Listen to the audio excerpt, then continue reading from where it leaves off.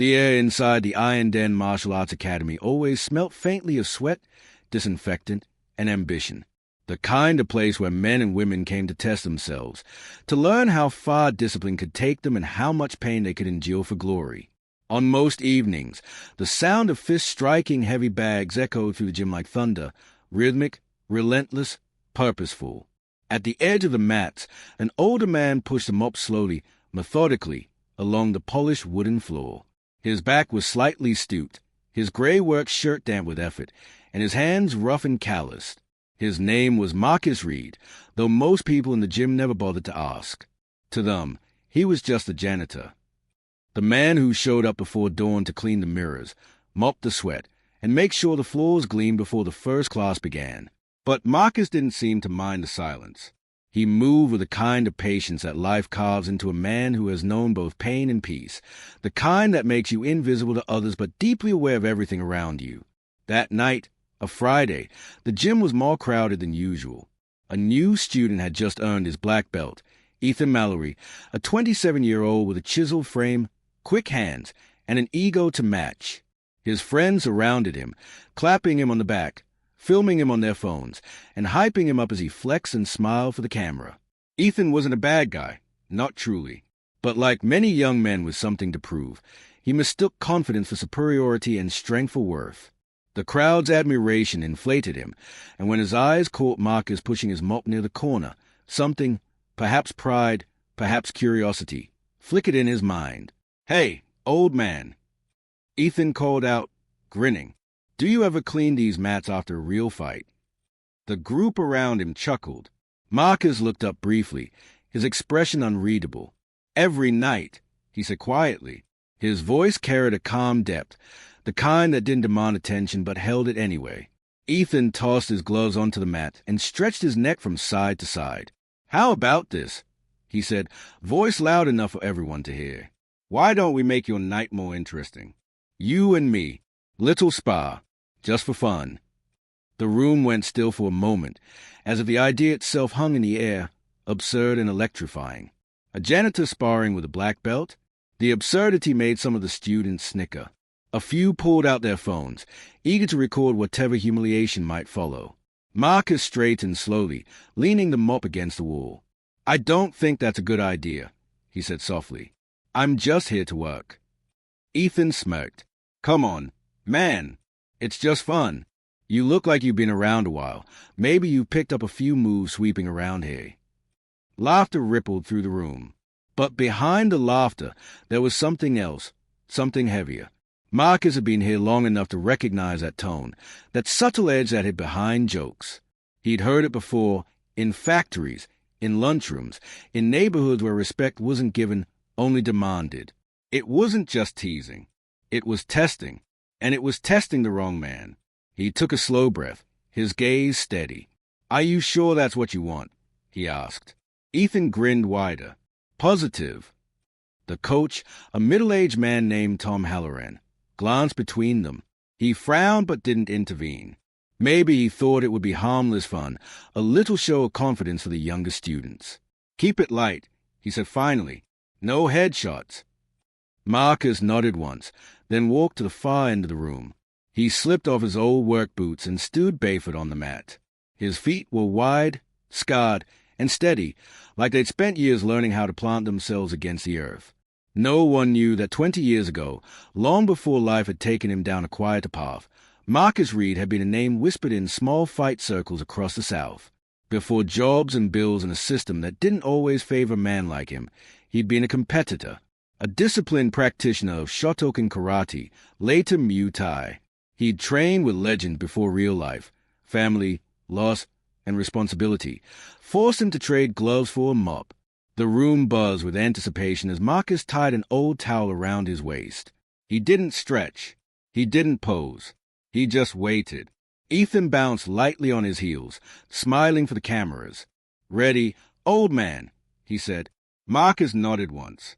The first few seconds were cautious, a dance of uncertainty. Ethan stepped forward, testing his reach with a few light jabs. Marcus moved just slightly, barely perceptible shifts of weight that made every jab fall short by an inch. Ethan frowned. then stepped in harder, feinting with his right and launching a quick low kick. Marcus didn't even flinch. He checked the kick cleanly, his leg moving like instinct. The crack echoed, and Ethan felt the jolt in his shin. The crowd murmured. Ethan smirked again, more out of pride than sense. He threw a flurry of punches, a clean combination, quick in practice, but Marcus moved like water, his body flowing, pivoting, slipping out of reach. It wasn't flashy. It wasn't even aggressive. It was measured. And then, with a quiet precision that no one expected, Marcus countered. A single step inside, a soft parry, and a palm strike that tapped Ethan's chest. Not hard enough to hurt, but enough to send him stumbling backward. The crowd gasped. It wasn't a knockout, but it was clean, surgical. A move only someone with years of deep, disciplined training could pull off. Ethan's face turned red. The laughter that had once fueled him now burnt behind his ears. He lunged again, harder this time, faster, forgetting all about control or form. Marcus ducked the first punch, pivoted off his back foot, and swept Ethan's leg from under him in one graceful motion. Ethan hit the mat hard. Silence fell. Marcus stepped back and waited. He didn't smirk, didn't gloat. He just stood there, breathing evenly, eyes calm. "That's enough," he said quietly. But Ethan wasn't ready to accept it. His pride stung more than his body. "No," he spat, climbing up. "We're not done." He charged again, recklessly.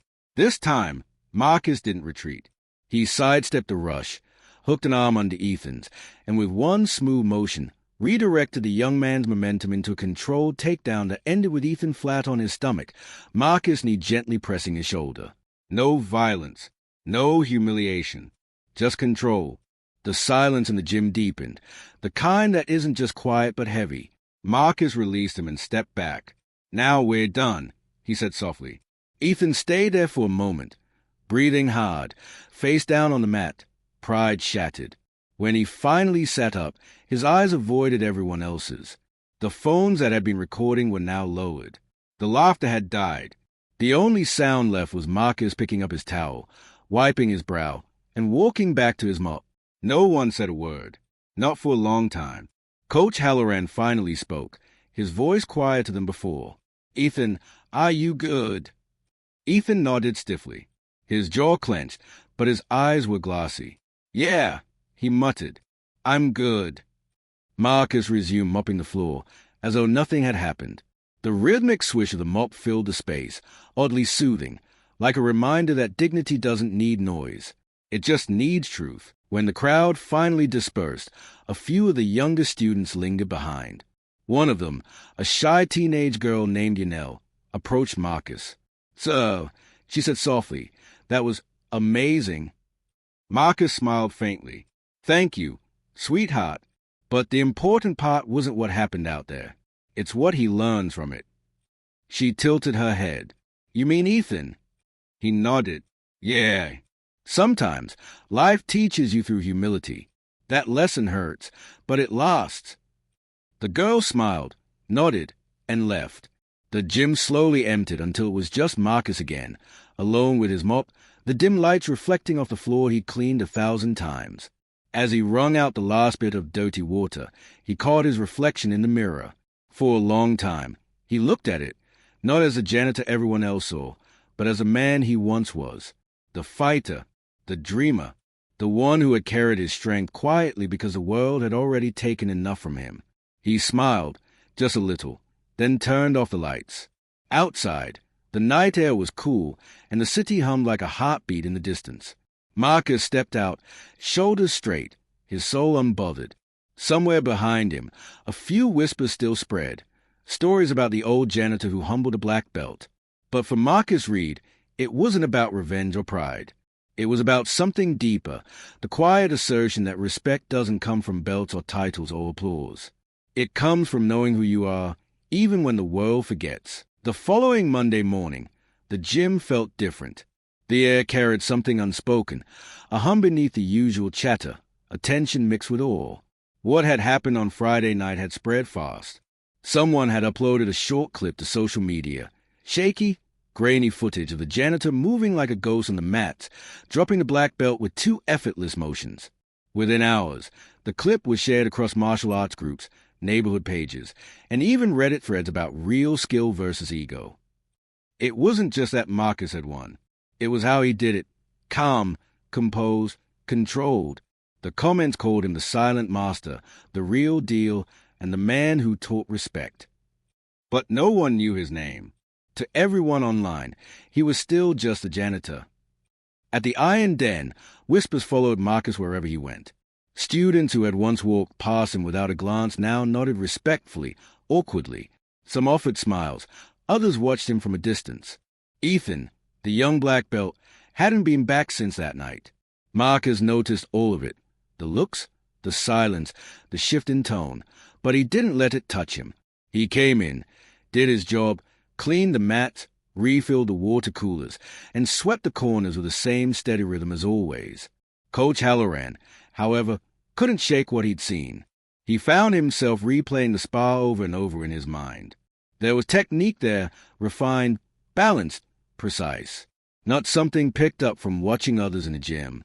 That was decades of discipline, experience, and maybe even pain. By Wednesday evening, Halloran approached Marcus as he cleaned the back hallway.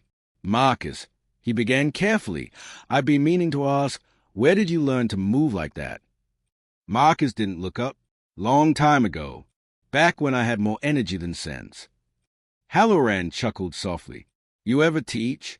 You've got real form." Marcus paused for a moment, then resumed mopping. "I used to. Taught kids, mostly. Taught them how to defend themselves, and how not to go looking for fights they don't need." Halloran folded his arms. "Well, if you ever want to, I'd love to have you run a class or two. We've got a youth program that could use someone like you." Marcus smiled faintly, shaking his head. "Appreciate it, Coach, but I'm fine right where I am." The coach hesitated, sensing there was more to the story, but Marcus' tone was gentle and final. That night, as Marcus mopped the floor, he caught sight of Ethan walking in. The young man looked different, quieter, his usual swagger replaced by something humbler. He stopped near the entrance, hands tucked in his hoodie pockets. "Hey," Ethan said. Marcus turned. "Hey." Ethan scratched the back of his neck. "I wanted to say sorry. For the other night." Marcus leaned on his mop handle, studying him. "You don't owe me that." "I do," Ethan said firmly. "I disrespected you. I thought I was being funny, but I was just being stupid." Marcus nodded slowly. "You learned something, though, didn't you?" Ethan's lips twitched into a faint smile. "Yeah, I learned that strength doesn't always look like what I thought it did." There was silence for a moment. Then Marcus nodded toward the mats. "Good. Then don't waste that lesson." Ethan looked at him for a long second, then nodded. "Do you ever think about training again? You've still got it." Marcus smiled. "Nah, my fight's not in the ring anymore." That night, Ethan stayed after class and helped Marcus clean up, quietly, without being asked. The other students watched but said nothing. For the first time, Marcus wasn't just a man with a mop. He was someone, a figure that carried quiet respect. Days turned into weeks, and the clip kept spreading. Local news stations picked it up. Headlines called it the janitor who humbled a black belt. The story sparked debates online about ego, humility, and even class and race. Some people admired Marcus as a symbol of dignity, a man who didn't need a title to prove his worth. Others made it something else, twisting it into a narrative of humiliation or mockery toward Ethan. But for Marcus, none of it mattered. He didn't need the world's validation. He'd already made peace with who he was long before anyone cared to notice. Still, the attention brought questions. One evening, as Marcus was leaving, a man in a suit stopped him outside. "Mr. Reed," the man asked. "My name's Daniel Carter. I'm a producer with Channel 7. We'd love to do a short piece about you, a human interest segment." Marcus frowned slightly. "About what?" "Your story. A janitor with martial arts mastery. It's inspiring. People could learn a lot from your humility." Marcus smiled politely. "I'm flattered, Mr. Carter."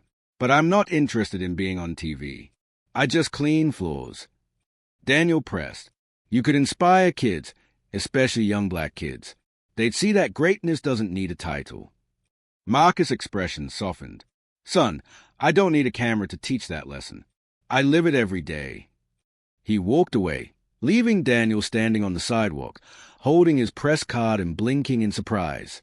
Inside the gym, however, the whispers began to shift tone. Some of the older members started saying things like, he shouldn't have embarrassed Ethan like that. Others muttered, maybe it was a fluke, maybe the kid slipped.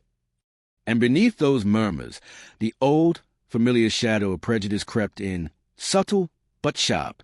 Guy's been hiding here all this time, one man said under his breath. Wonder why he never made anything of himself if he's so good. Marcus heard the whispers. He always did, but he didn't let them touch him.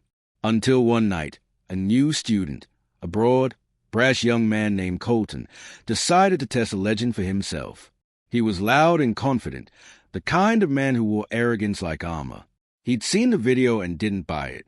That's not real skill, he told anyone who'd listen. That's just old man luck. So one evening, as Marcus was sweeping near the back wall, Colton called out, Hey, Janitor, you're the guy who dropped the black belt. The gym went silent. Marcus looked up. I just clean floors, he said. Yeah. Colton smirked. How about you clean me off the mat then? Let's see what you really got. Coach Halloran stepped in quickly. Colton, that's enough. You're out of line. But Marcus raised a hand. It's okay, Coach. He set the broom aside. 5 minutes, he said quietly. The gym circled around. The mood was heavier this time, not curiosity, but tension. Colton cracked his knuckles, grinning. Don't worry, old man, I'll go easy on you. Marcus simply bowed, a small, respectful gesture that Colton didn't return. When the spar began, Colton came out fast, heavier and more aggressive than Ethan had been. He swung wide, confident in his power. But Marcus was calm.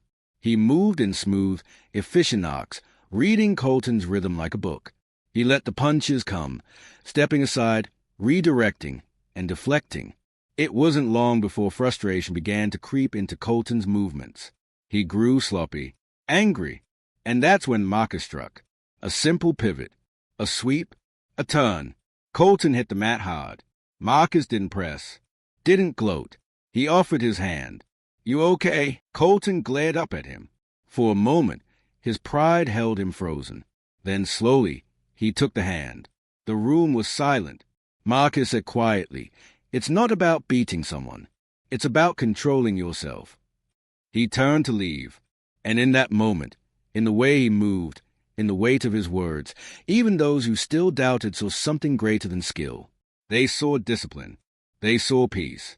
That night, Coach Halloran found Marcus outside, sitting on the curb, sipping coffee from a paper cup.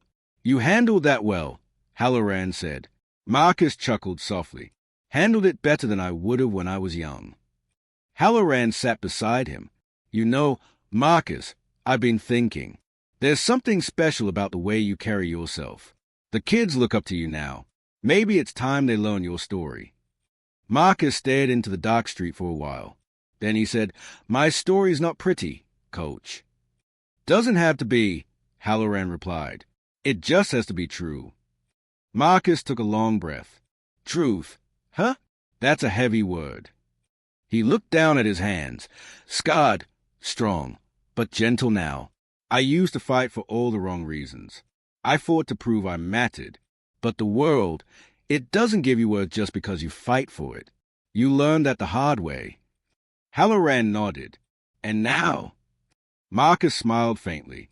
Now I fight for peace. That's a harder fight, but it's worth it. They sat in silence after that, two men of different worlds connected by quiet understanding. But word kept spreading, and soon someone from Marcus' past found him. A man named Derek Cole, once his student decades ago, now a well-known MMA coach, walked into the gym one evening and froze when he saw Marcus cleaning near the mirrors. Sensei Reed, Derek said softly. Marcus turned, surprise flickering across his face. Derek! My God! Derek said, smiling wide. "It is you. I thought you were gone. What happened to you, man?" Marcus smiled faintly. "Life happened. You know how it goes." "I owe you everything," Derek said earnestly. "You taught me discipline, respect. When I saw that video, I knew it was you. I recognized the footwork." Marcus chuckled. "That whole thing still was something, huh?" "More than you think," Derek said. "Listen, I run a youth foundation now. We train underprivileged kids, mostly black kids from the neighborhoods I grew up in. They could learn so much from you. Please, come by sometime. Just talk to them." Marcus hesitated. He'd spent so long hiding in the quiet corners of life, avoiding attention. But Derek's eyes, full of sincerity and hope, reminded him of why he'd ever started teaching in the first place. He nodded slowly.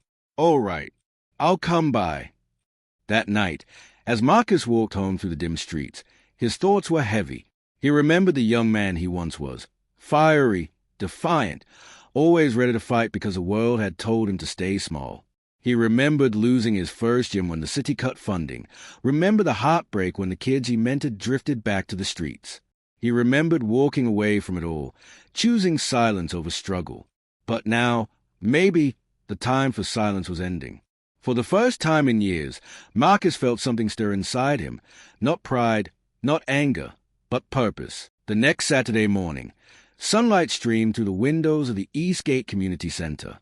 The walls were chipped, the mats worn, and the air smelt faintly of old rubber and floor polish.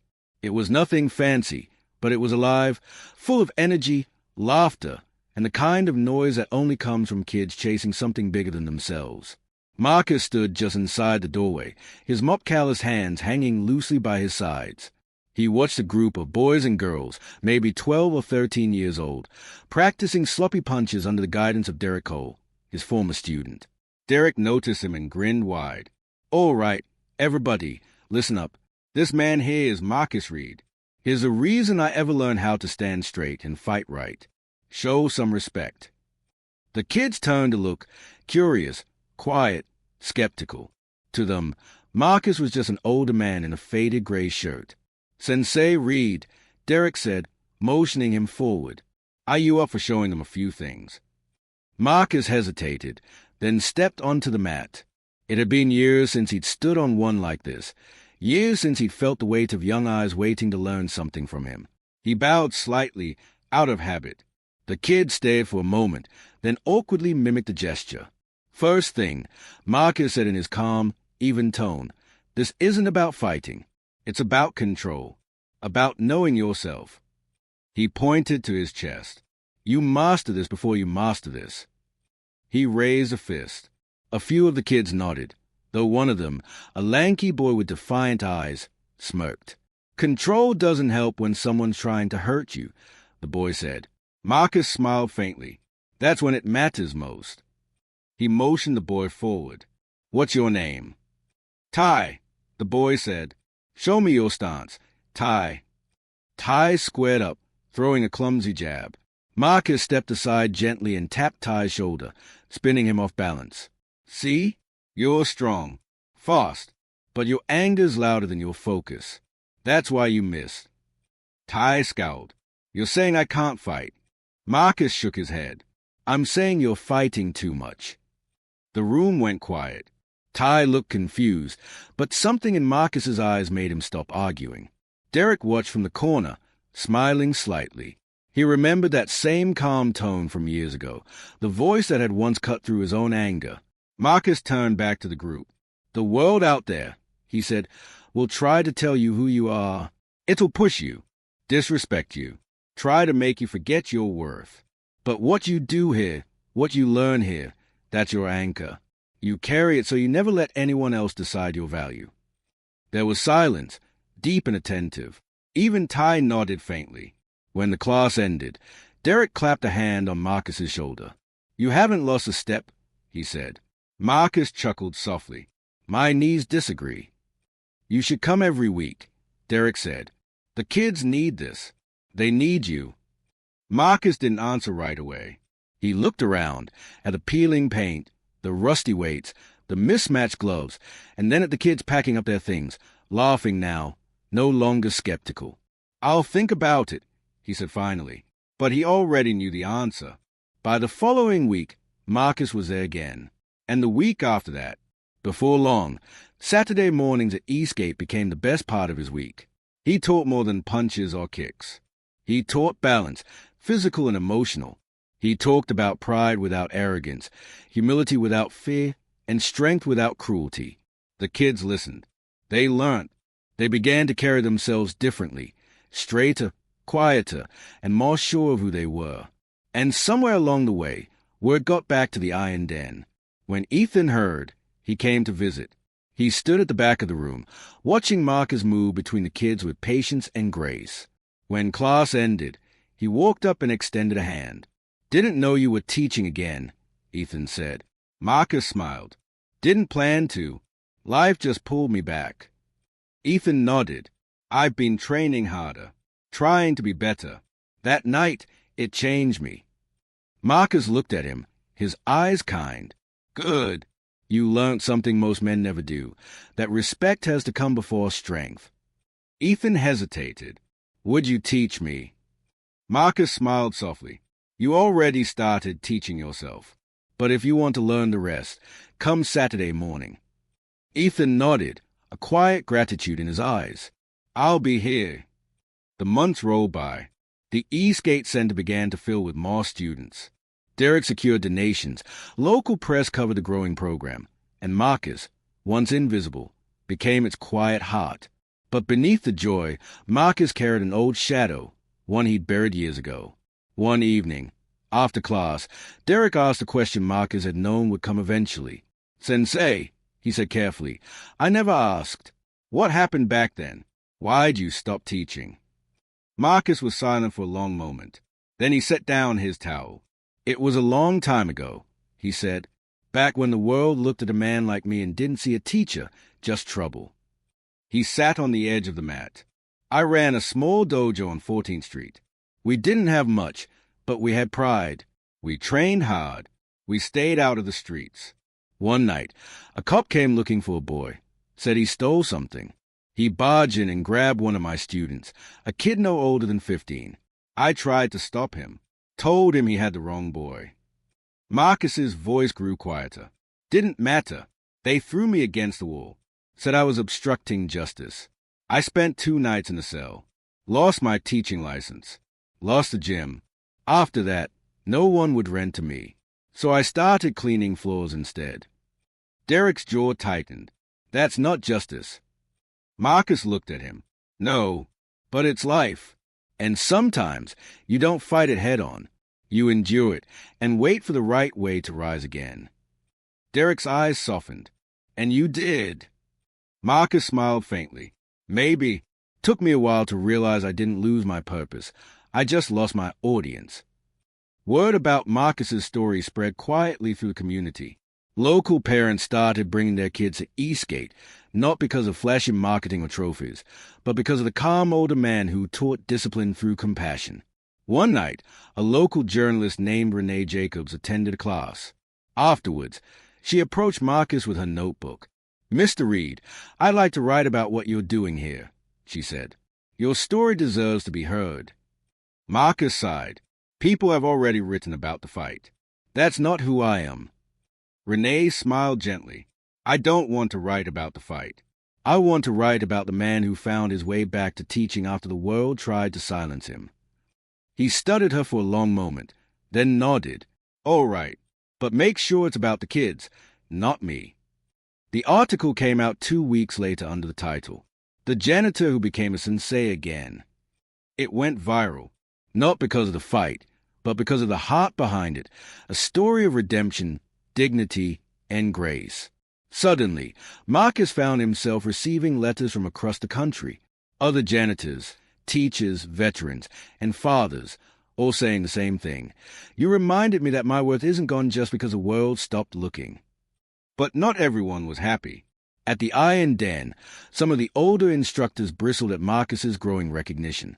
One in particular, Rick Dalton, a senior black belt with a reputation for arrogance, made his feelings known. His milking the pity card, Rick said during class one night. It's easy to look wise when you're the underdog. Ethan, who now split his time between the gym and Eastgate, stepped forward. He's not milking anything. He's teaching what you can't respect. Rick sneered. Are you still on that old man's leash? Ethan's eyes narrowed. If learning from him means I'm on his leash, I'll wear it proudly. The tension in the gym grew. Coach Halloran intervened, but the seed of jealousy had already been planted. A week later, Marcus returned to the Iron Den for the first time since the incident. Coach Halloran had invited him to speak to the students, a gesture of unity, of healing. But when Marcus arrived, Rick was waiting. Didn't think you'd show, Rick said. Marcus smiled calmly. Why wouldn't I? Because you know what's coming, Rick replied, stepping closer. A real fight, not one of your little lessons about peace. Marcus sighed softly. I don't fight for pride anymore. Rick laughed. Then you don't belong on this mat. The students gathered, sensing the storm. Marcus looked around, saw young faces watching, waiting. He turned back to Rick. If I spar you, it's not to prove who's better. It's to prove what control looks like. Rick grinned. Whatever helps you sleep. They bowed. The air was electric. The moment the spar began, Rick came fast, powerful, but reckless. Marcus didn't counter. He avoided, deflected, and absorbed. Each time Rick swung, Marcus redirected him, letting the energy dissipate. Minutes passed. Rick grew angrier, breathing heavier. And then Marcus stepped in, just once, one clean, decisive move. A sweep, a pivot, a soft but undeniable takedown. Rick hit the mat, stunned. Marcus stepped back, offering a hand, the same gesture he'd shown Ethan months before. Rick hesitated. Then, slowly, he took it. The room exhaled as one. Marcus said quietly, respect isn't given when you win. It's earned when you understand why you fight. The students applauded, not because someone fell, but because something rose. That night, as Marcus walked home, Derek called him. You realize what you've done? Derek said. Marcus chuckled, mopped a few floors and taught a few lessons. Derek laughed softly. You've changed lives, old man. Marcus looked up at the night sky, dark, endless, but scattered with stars. Maybe, he said quietly, but they changed mine first. Winter settled softly over the city, blanketing the streets in quiet. The nights grew longer, the days colder, but inside the Eastgate Community Center, warmth lived in motion. The sound of kids training echoed against the old walls, gloves thudding, laughter spilling between shouts of encouragement. It wasn't just a martial arts class anymore. It was a sanctuary. At the center of it all stood Marcus Reed, not as a janitor, not even as a sensei, but as something greater, a foundation. He moved slower these days, his knees aching, but his spirit was bright. The children watched him with reverence, not because he could still drop any fighter in a spar, but because of how he made them feel, seen, respected, believed in. After class one afternoon, Marcus sat by the window, watching the sun dip below the rooftops. Derek joined him, dropping heavily into the seat beside him with a sigh. Got some news, Derek said, smiling. City Council wants to recognize Eastgate's youth program. They're giving us an award next week. You'll have to wear something other than those janitor pants. Marcus chuckled. These pants have been with me longer than any award I ever got. Derek grinned. You're going to make a speech, right? Marcus shook his head. You know I don't do speeches. Come on, Derek insisted. This is your legacy, Marcus. People need to hear from a man who started all this. Marcus looked down at his hands, the scars, the wrinkles, the history etched into them. Legacy doesn't need a microphone, he said softly. It just needs to live in people's hearts. Derek smiled. That's exactly why you should talk. A week later, the gym buzzed with excitement. Reporters, parents, city officials. The little community center had never seen such a crowd. Balloons lined the walls.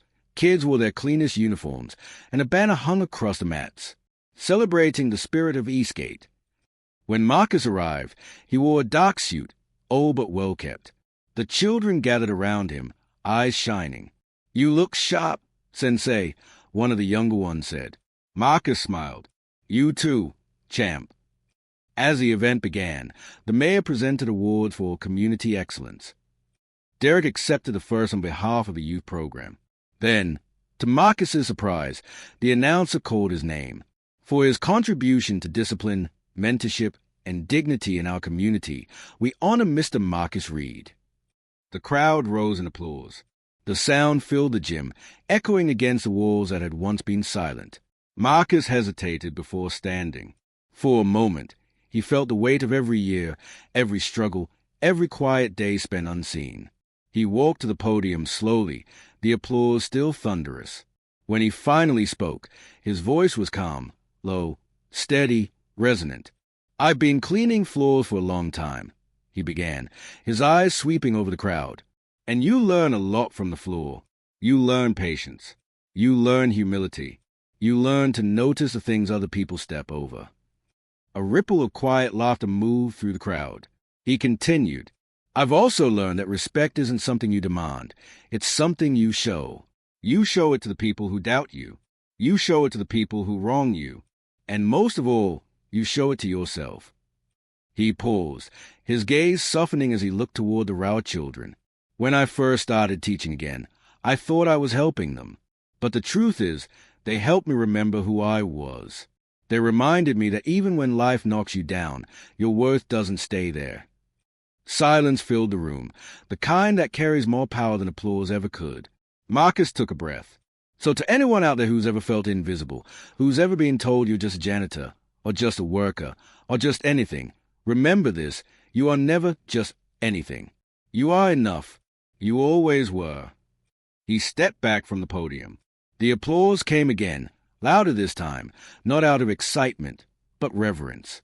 After the ceremony, as the crowd mingled, Ethan approached Marcus.